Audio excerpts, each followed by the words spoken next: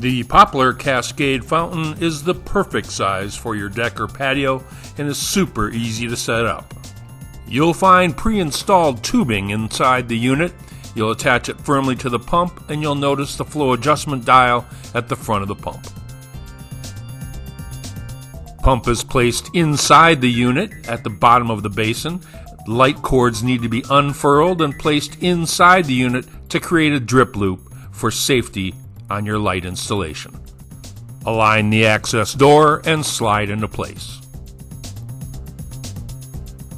Attach the 2-pin light cord to the junction block and then to the power supply transformer itself, making sure those connections are secure. The included bird accessories can be placed inside the pre-drilled holes at your discretion. Finally, fill the unit with water and plug it into a properly grounded outlet.